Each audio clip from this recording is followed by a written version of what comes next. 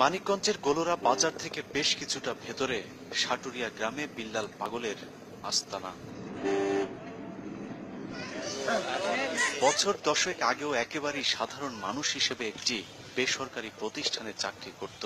এরপর হঠাৎ করেই মানুষের ছোটখাটো ব্যথার চিকিৎসা করতে করতে এখন প্রতি শুক্রবার তার বাড়িতে হাজির হয় অন্তত 1000 খানেক রোগী। বিল্লাল পাগল নাকি প্যারালাইজড রোগীদের সারিয়ে তোলার ক্ষেত্রে বিশেষ পারদর্শী। তার হাতের জাদুতে একের পর এক পঙ্গু রোগী আমাদের সামনেই ভালো হয়ে যাচ্ছে।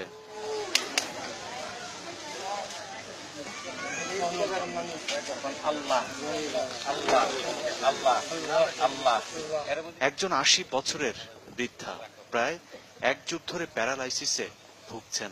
জীবনের শেষ চিকিৎসা হিসেবে এবার বিল্লাল পাগলের কাছে আনা হয়েছে। দেখা যাক কি হয়।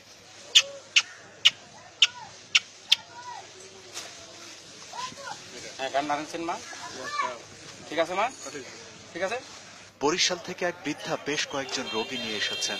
সাইনবোর্ড হিসেবে তার নাতি পরিচয়ে একজনও রয়েছে যে নাকি একসময় বোবা ছিলেন। বিল্লাল পাগলের চিকিৎসায় এখন পুরোপুরি কথা বলতে পারে। যে নাতির নাম ভাঙিয়ে তিনি রোগী নিয়ে এসেছেন, এবার দেখা যাক সে নাতি আসলেই কথা বলতে পারে কিনা। কথা বলো, বলো, বলো না, বলো। নাম কি?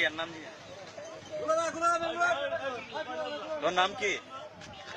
মাসুদ।